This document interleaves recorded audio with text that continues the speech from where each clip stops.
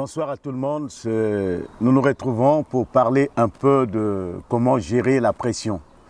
Et j'ai choisi ce cadre-là pour nous, un cadre calme, un cadre reposant, en plein air pour nous permettre de voir ce que c'est que se retirer un peu, s'éloigner un peu de la pression des hommes et de l'oppression du diable et comment le gérer. Nos textes de base se trouvent dans le psaume 46, à partir du verset 1er. Nous lisons ceci: Dieu est pour nous un refuge et un appui, un secours qui ne manque jamais dans la détresse. C'est pourquoi nous sommes sans crainte quand la terre est bouleversée et que les montagnes chancellent au cœur des mers. Quand les flots de la mer mugissent, écument, se soulèvent jusqu'à faire trembler les montagnes. Il est un fleuve dont les courants réjouissent la cité de Dieu, le sanctuaire des demeures du Très-Haut. Dieu est au milieu d'elle, elle n'est point ébranlée. Dieu la secourt dès l'aube du matin. Des nations s'agitent, des royaumes s'ébranlent, il fait entendre sa voix, la terre se fend en épouvante.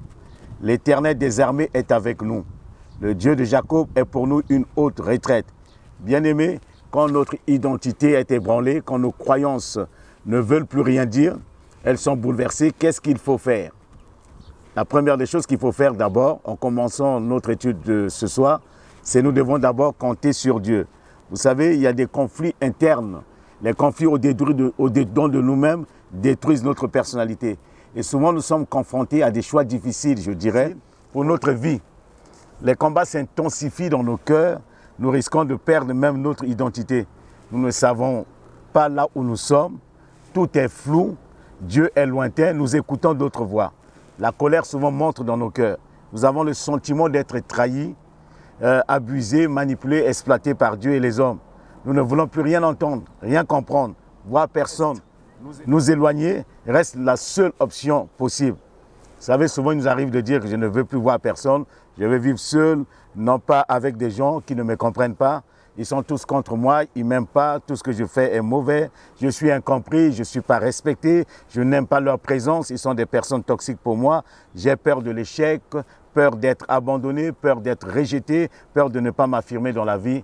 Et souvent, nous terminons en disant souvent, qui suis-je? Vous savez, bien-aimés, tout ce que je viens de vous lire, tout ce que je viens de vous dire, à un moment de la vie, cela arrive. Pour ne pas dire que ça arrive tout le temps ces derniers temps. C'est pour ça le titre de notre étude de ce soir, comment gérer la pression. Vous savez, la pression, c'est une poussée. La pression, c'est une contrainte par les hommes. La pression, c'est une force qui vous pousse, où les gens vous mettent une pression, vous devez faire, vous devez agir, vous devez vivre, vous devez réaliser certaines choses. Mais comment gérer cela? Ça, c'est la pression des hommes. Et ne confondons pas la pression avec l'oppression, parce que l'oppression, c'est ce que le diable utilise souvent pour nous dominer ou pour nous mettre mal à l'aise. Et généralement, beaucoup d'entre nous, nous sommes souvent mal à l'aise. Et le but de l'ennemi, c'est toujours de nous mettre mal à l'aise, de nous empêcher de faire des choses à la gloire de Dieu. Et tout cela, quand nous vivons ces choses, nous vivons ces pressions de la part des hommes et les angoisses de la part des démons et de la part du diable, nous avons qu'une seule chose en tête, c'est souvent de pouvoir nous retirer, de pouvoir vivre seul, où nous demandons la mort comme le prophète Élie l'a fait. Dans 1 Roi chapitre 19, le verset 4, pour lui, il alla dans le désert où après une journée de marche, il s'assit sous un genêt et demanda la mort en disant « C'est assez, maintenant Éternel, prends mon âme, je ne suis pas meilleur que mes pères. » Vous voyez, le prophète a connu ces moments aussi.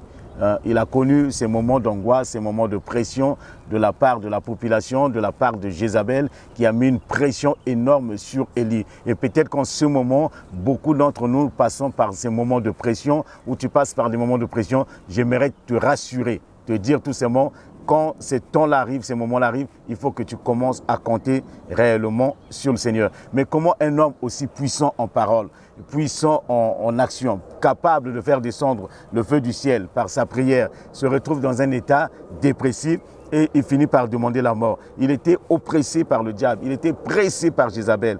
Qu'est-ce que Élie va faire? Élie oublie tout ce que Dieu a fait pour lui. Il n'a qu'une seule envie, fuir loin de la présence des hommes, fuir loin de Dieu, et il était prêt à mourir. Mais la bonne nouvelle, c'est quoi? Bien-aimé, Dieu n'abandonne jamais son serviteur. Dieu n'abandonne jamais ses serviteurs. Dieu n'abandonne jamais ses enfants. Il va toujours nous chercher. Où est-ce que nous nous trouvons, même dans la chambre la plus noire, même dans une grotte où Élie s'est caché, Dieu est parti à son secours. Et j'aimerais te dire que Dieu vient à ton secours. Quelle que soit la pression que tu vis maintenant ou l'oppression du diable sur ta vie, Dieu vient à ton secours. Dieu ne t'abandonne pas. Dieu vient te chercher parce que Dieu veut te faire sortir de cet état dépressif, de cet état d'angoisse, de cet état de pression. Parce que Matthieu 26 nous parle aussi du Seigneur Jésus-Christ. Qui lui aussi l'a connu ce moment, je dirais, des moments très difficiles dans le jardin de Gethsémani, qui signifie le pressoir, là où Jésus était pressé, où il avait l'oppression de Satan sur sa vie. Le diable voulait prendre le contrôle de sa vie, le diable voulait le dominer, et c'était une crise qui va engendrer des angoisses, je dirais, des peurs. Et nous sommes souvent prisonniers aussi de nos propres peurs, et de nos propres angoisses. Mais Jésus vivait ce moment intense. Et il n'aurait pas arrêté un seul instant de prier. Bien-aimés, quand nous sommes oppressés, quand nous sommes dans la pression, première chose à faire, prions. Allons dans la présence de Dieu. Cherchons la face de Dieu. Mettons-nous auprès du Seigneur. Essayons d'écouter la voix de Dieu. C'est ce que Jésus a fait. Quand ces moments ils sont arrivés, il est parti, il s'est mis à prier. Et la Bible déclare, Dieu va lui envoyer un ange pour pouvoir l'aider à surmonter ce moment difficile. Bien-aimés, les anges de Dieu sont à notre service. Et Dieu va dépêcher ses anges pour venir t'aider, pour venir nous aider quand nous passons des moments difficiles. Et le but des angoisses, Dieu permet cela pourquoi? Pour tout simplement pour que nous soyons enracinés dans la parole et nous soyons enracinés aussi dans la foi. Et dans Jean chapitre 15, le verset 1 à 5, nous pouvons voir l'histoire ce que Jésus a annoncé à ses disciples en disant, lui, il est le vrai cep et son père est le vigneron. Tout sarment qui est en moi et qui ne porte pas de fruits, il le retranche. Et tout sarment qui porte du fruit, il l'émonde, afin qu'il porte encore plus de fruits. Dieu souvent coupe certaines choses. Quand nous avons des gourmands autour de nous, nous sommes comme un arbre planté près d'un courant d'eau. Et souvent, quand l'arbre, il y a trop de branches, il y a des branches qui empêchent cet arbre d'avoir une bonne croissance, le vigneron, il vient, il coupe, il taille. Il retranche les sarments pour permettre à l'arbre de mieux respirer et de mieux se nourrir et de mieux donner le meilleur de lui-même. Vous savez, souvent la pression aussi, ça peut nous aider à connaître notre Dieu, à connaître notre cœur. Et quand le diable vient par son oppression, Dieu est là et Dieu se réjouit de ça. Parce que Dieu sait que dans ce moment-là, l'homme est capable de donner le meilleur de lui-même. C'est là où Jésus dit, déjà vous êtes purs à cause de la parole que je vous ai annoncée. Demeurez en moi et je demeurerai en vous. Comme le sarment ne peut de lui-même porter du fruit s'il ne demeure attaché au cep. Ainsi, vous ne le pouvez pas non plus si vous ne demeurez en moi. C'est-à-dire, dans ces moments-là, nous ne pouvons pas résister si nous ne sommes pas en Christ. Sans Jésus-Christ, nous allons succomber à la pression des hommes, nous allons succomber à l'oppression de Satan et de ses démons. Mais si nous sommes en Christ, quelle que soit la pression des hommes, la parole de Dieu restera toujours notre appui, notre soutien dans les moments difficiles que nous pouvons passer dans la vie. Beaucoup de gens souffrent dans notre monde bien-aimé. Beaucoup de gens souffrent aujourd'hui, je dirais, par manque d'amour parce qu'on est confronté à des situations où les gens nous mettent la pression pour que nous puissions démontrer notre amour. N'acceptez pas de démontrer votre amour parce que quelqu'un vous met la pression. Parce que vivez naturellement, vivez la vie que Dieu veut pour vous. Il faut savoir gérer ce moment-là. Il faut savoir gérer les pressions que les gens mettent sur nous. Et beaucoup de gens ont succombé, beaucoup de gens ont perdu. Vous imaginez, il y avait eu quelque chose de très vrai en France. Il y avait un président qui était sous pression par ses députés, sous pression par la population, parce que le président avait toujours le regard sur les sondages. Et les sondages étaient défavorables. Et cet homme était sous pression. Il n'arrivait pas à diriger, il n'arrivait pas à gouverner, au point où il a renoncé même à se présenter à son second mandat sous la pression des hommes, parce que les gens lui mettaient la pression. Vous savez, quand nous sommes sous pression, nous prenons des mauvaises décisions. Quand nous sommes sous pression, nous prenons des mauvaises directions. Quand nous sommes sous pression, nous allons faire des choses qui ne sont pas très bien. Et le roi Akab aussi a vécu un moment difficile dans sa propre maison, dans son couple avec Jézabel, parce que lorsqu'il a demandé à Naboth de lui céder le champ, sa vigne. Et Naboth a refusé. En rentrant à la maison, il était dépressif, il était déprimé, il était découragé. Et en expliquant à sa femme, qui va lui dire, écoute, tu n'as pas à te tracasser dans cette affaire, nous allons mettre la pression sur Naboth et nous finirons par prendre sa vigne pour te donner. Vous savez, c'est cette pression de la femme Akab qui était roi, il savait très bien ce qui se faisait n'était pas bien, ce n'était pas dans le plan de Dieu. Donc, il ne fallait pas céder à cela. Mais malheureusement, cela se passait dans sa maison. Et souvent, nous sommes confrontés dans nos maisons. Les gens autour de nous nous mettent une pression énorme pour que nous puissions faire des choses qui sont contraires à la foi. Bien-aimés, ne cédez pas à la pression autour de nous, mais pour ne pas céder, il nous faut toujours nous tourner vers le Seigneur. Et David aussi, c'était un homme qui était sous pression. Quand il fuyait devant le roi Saül, ils se sont retrouvés nez à nez, face à face. Et les disciples de David, ses gardes-corps, ses commandants, ses vaillants héros qui étaient avec lui, lui ont dit, écoute, aujourd'hui, Dieu livre ton ennemi entre tes saintes mains, entre tes mains plutôt. Tue-le. Et David refuse de céder à la pression. Heureusement pour lui, il n'a pas cédé à la pression des hommes, sinon il allait faire quelque chose qui était contraire en Israël, qui n'était pas dans le plan de Dieu, qui n'était pas dans la volonté de Dieu pour lui, et il allait lui-même il n'allait pas devenir roi s'il avait tué l'autre roi. Et David n'a pas cédé à cette pression. Aujourd'hui, le monde est sous pression dans le milieu de travail. À l'école, les enfants sont sous pression parce qu'on ne sait pas qu'est-ce qu'on va faire. Dans la famille, les gens vivent sous des pressions. Et partout dans le quartier, et tout le monde vit sous pression. Mais bien aimé, il y a une bonne nouvelle que Jésus-Christ, il est là pour nous. Jésus-Christ est là pour pouvoir nous aider à surmonter ces choses. La pression, quand on regarde au prime abord, semble quelque chose de dramatique. Mais avec le temps, avec la maturité, avec l'expérience, la pression, c'est vraiment quelque chose d'extraordinaire. La pression nous permet de développer ce qu'on appelle la maîtrise de soi. La pression nous permet de développer aussi le calme, comment être calme, comment nous ne sommes pas obligés de faire ce que les gens nous disent. Mais nous sommes peut-être condamnés à faire ce que Dieu dit. C'est pour ça que quand nous sommes sous pression, cherchons d'abord à savoir qu'est-ce que Dieu dit par rapport à la situation, par rapport à ce que les gens disent autour de nous. Je parlerai des hommes, il y a eu des hommes d'État qui étaient sous pression. Ils ont fait des erreurs très très graves. Quelqu'un a refusé même de se présenter à son second mandat, tout simplement parce qu'il était sous pression. Son camp, son parti, les gens autour de lui, ses ministres lui mettaient sous pression et il n'a pas mieux pu gérer le pays. Parce que ses yeux étaient toujours sur le sondage et les gens le donnaient très bas dans le sondage au point où cet homme sous pression, il n'a pas pu faire grand-chose. Au point que lorsque les choses se sont arrêtées, maintenant il est revenu à la raison. Et le regret, c'est déjà trop... Il regrette. Il s'est dit, si je savais, j'allais me présenter. Bien aimé, la pression aujourd'hui, et les gens peuvent crier autour de nous. Jésus aussi a vécu des moments de pression énormes. Des moments de pression où même ses disciples l'ont poussé même à faire ce qui n'était pas bien parce qu'il voulait passer par la Samarie. Les Samaritains ont refusé. Les disciples ont mis la pression. Seigneur, autorise-nous seulement à commander le feu, que le feu tombe sur les Samaritains. Jésus dit non, vous n'êtes pas animés d'un bon esprit. Bien aimé, c'est ça qui est important. Quand les gens sont autour de nous, nous mettent la pression, généralement et souvent, ils ne sont pas animés d'un bon esprit. Ils ne sont pas animés d'un bon esprit. Tu dois rendre, tu dois faire. Bien aimé, sois maître de ta vie. Et Dieu nous tiendra responsables. Nous sommes maîtres de nous-mêmes. Et le diable aussi avait mis Ève sous pression au point qu'elle a fini par manger, comme on appelle, le fruit défendu et en donner à son mari. Et nous connaissons comment l'humanité a basculé dans le monde. La pression, c'est quoi? Je dirais la pression est une violence intérieure, quelque chose de très violent.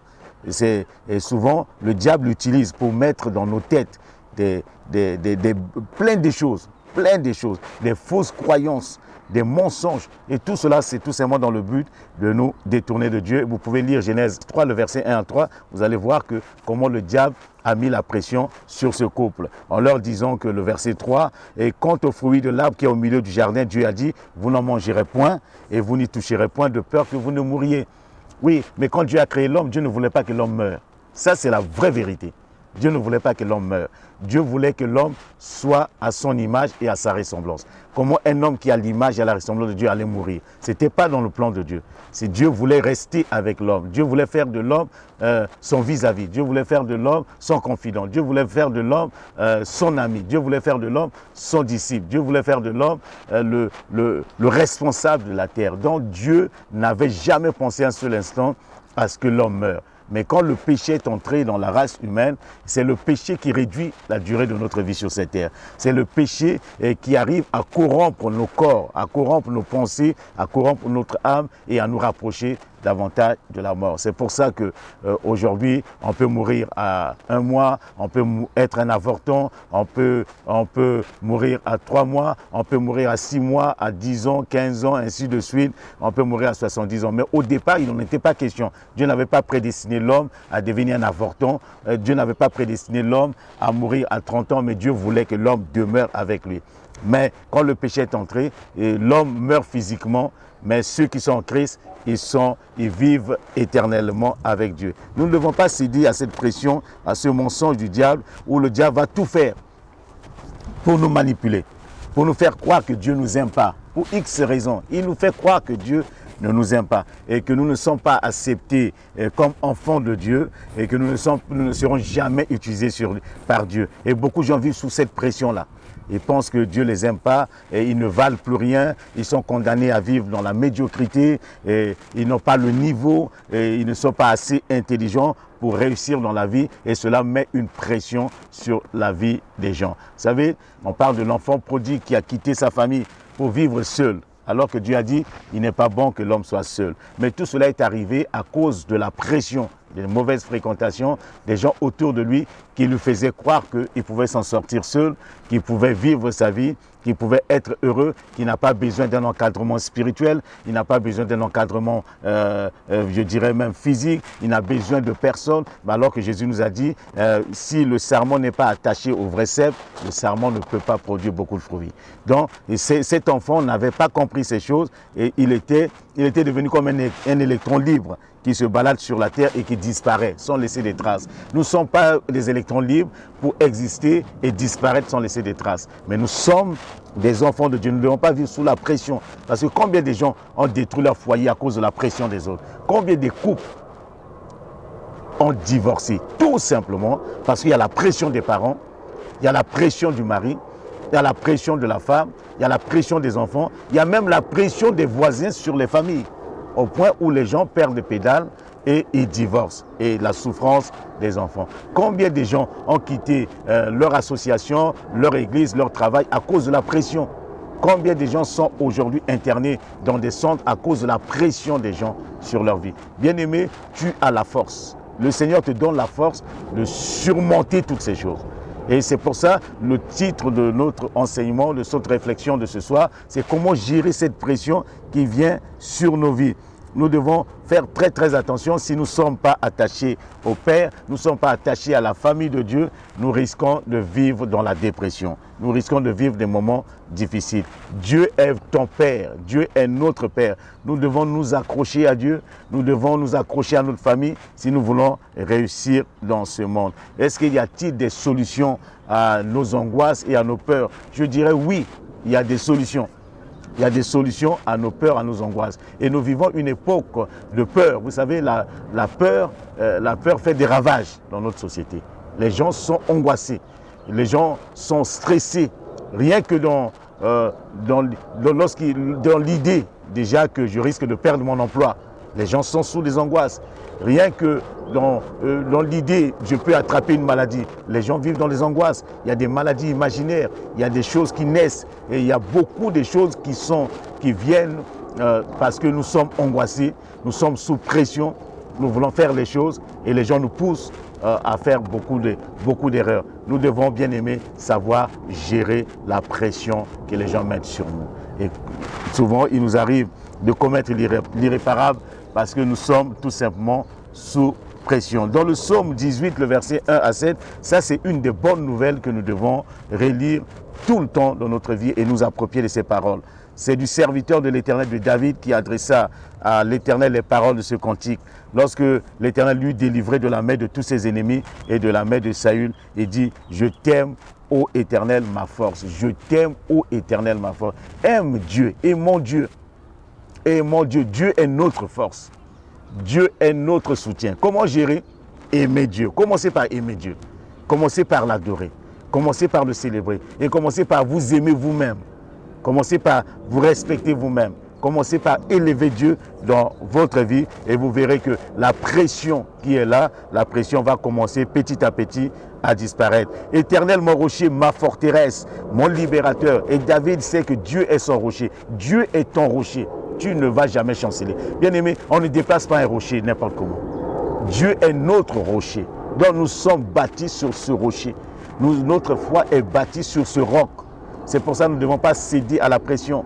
Une maison bâtie sur le roc résiste à la pression, vous savez, résiste à l'intempérie, résiste à la tempête, résiste à toute chose. Et aujourd'hui, la pression, je peux l'identifier à la tempête qui vient sur les hommes. La tempête qui vient, le vent qui souffle, violent pour déraciner cet arbre. Mais si cet arbre a des racines solides, cet arbre ne sera jamais déraciné. Le vent qui frappe une maison, mais si cette maison est bâtie sur le roc, cette maison ne s'écroulera pas. Que ta vie soit bâtie sur le rocher. Et David dit, ma vie est bâtie sur le rocher. Ma forteresse. Bien aimé, à l'époque, pour prendre une forteresse, il fallait se lever tôt. C'était pas facile de prendre une forteresse. Et tu peux dire à Satan, tu peux essayer, mais tu ne me prendras pas.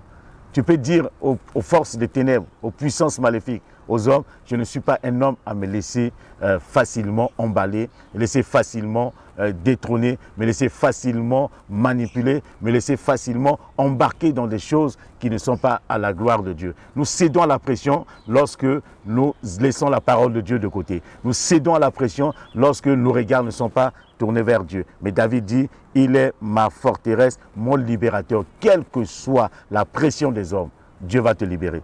C'est pour ça le même David dit, lorsqu'on nous accable, Dieu nous délivre. Et je prie pour que Dieu te délivre. Même si les gens t'accablent, même si les liens de la mort, les choses sont autour de toi, mais que tu sois délivré. Ne cède pas, gère, laisse Dieu t'aider à gérer la pression qui est aujourd'hui sur ta vie. Où je trouve un abri, Dieu c'est un abri sûr. Dieu, cache-toi en Dieu. Cachons-nous dans le Seigneur.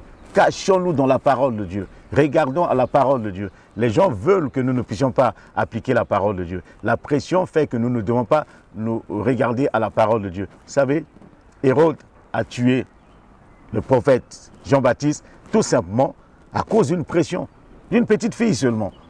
Une petite fille qui a été manipulée par sa mère, qui est venue faire une demande démoniaque, une demande qui n'est pas vraiment quelque chose qu'on peut demander. Comment cette petite fille qui était encore inconsciente, qui ne connaissait pas encore les choses de la vie, pouvait demander à ce roi la tête de Jean-Baptiste. Mais tout cela, c'est sous pression. Et les gens vont utiliser les personnes autour de vous pour vous mettre la pression. Et le diable utilise souvent les gens autour de nous, dans notre cercle, pour mettre la pression, pour pouvoir nous déstabiliser. C'est pour ça que nous disons, Dieu est notre abri. Mon bouclier, le bouclier contre les traits enflammés de l'ennemi. Dieu nous protégera. Vous savez, Dieu va te protéger contre les assauts, même du DG, contre les assauts des collègues dans le lieu de travail. Quelles que soient les flèches, quelles que soient les paroles, mais Dieu élève le bouclier et le bouclier nous protège. On parle du bouclier nucléaire qui se lève sur les nations, mais Dieu est plus que le bouclier nucléaire. C'est-à-dire quand Dieu lève son bouclier, rien ne peut te toucher, rien ne peut t'atteindre. C'est pour ça que nous sommes tranquilles, même lorsqu'il y a la pression. Nous sommes tranquilles lorsqu'il y a même l'oppression, parce que Dieu est un bouclier protecteur. La force qui te sauve, la force qui me sauve. À l'heure d'Élie, Élie qui disait « la force m'abandonne », mais alors c'est un homme de feu. Nous aimons dire que Élie a prié, le feu est descendu. Élie est un homme de feu. Un homme fort, mais cet homme bascule dans la dépression, tout simplement parce qu'il est sous pression, parce qu'on le menace.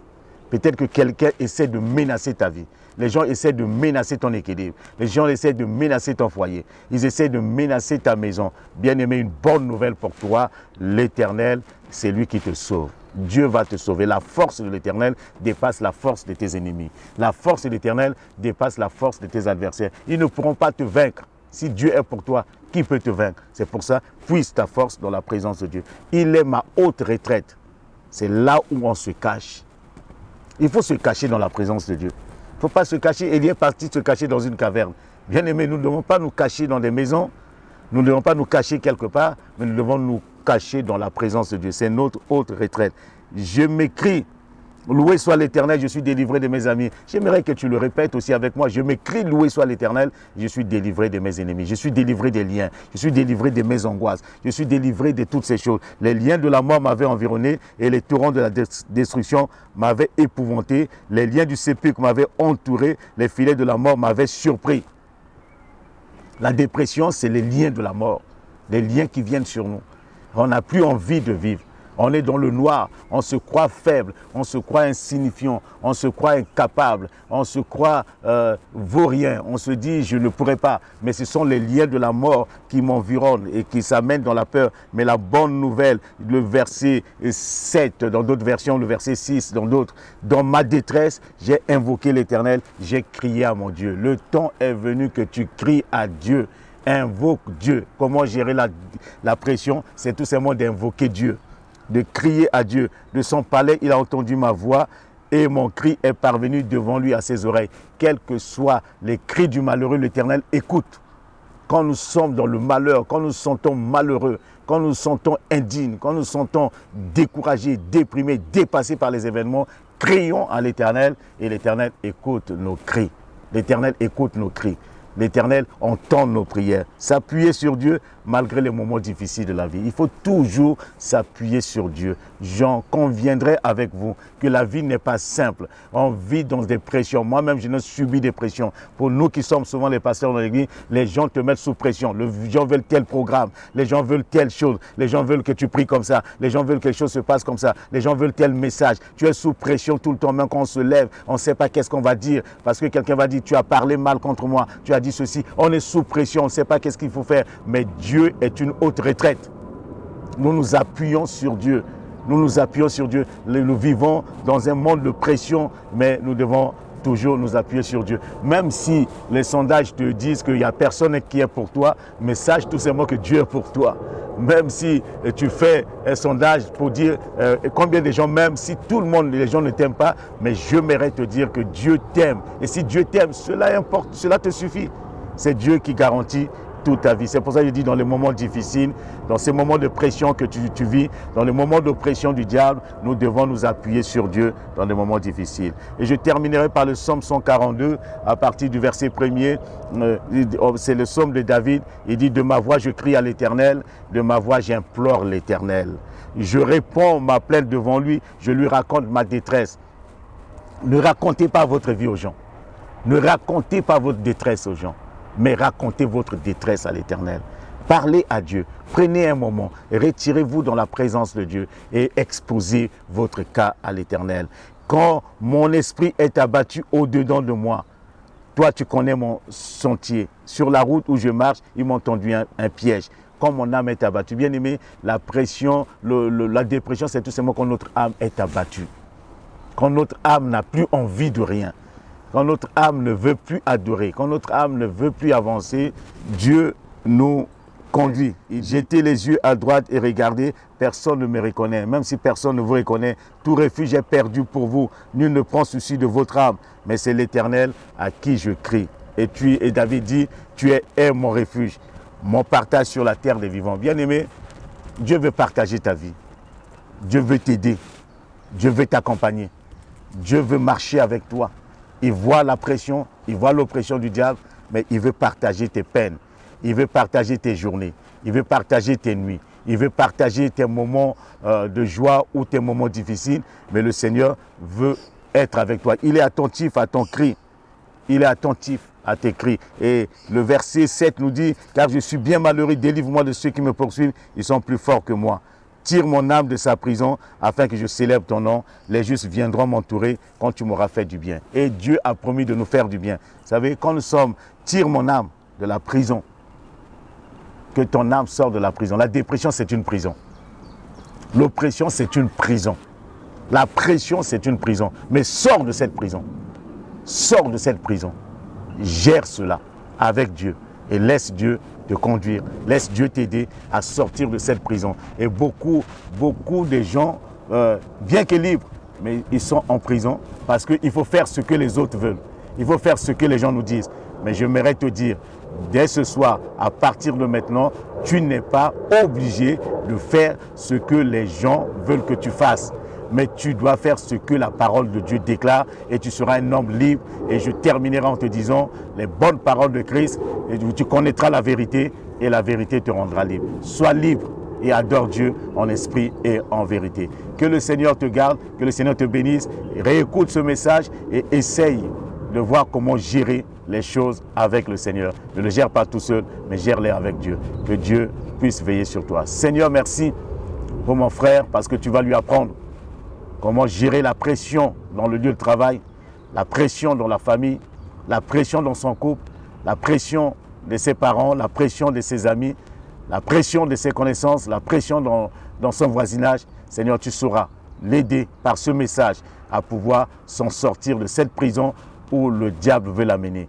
Nous te remercions parce que je crois que lorsque nous crions « Loué soit l'Éternel », nous sommes libres de tout mouvement. Et tu nous as créés comme des êtres libres. Donne-nous, Seigneur, de pouvoir vivre libre sur la terre des hommes que tu as créé pour nous. En ton nom soit toute la gloire. Nous t'avons ainsi prié au nom de Jésus-Christ. Amen. Sois béni et que Dieu te garde.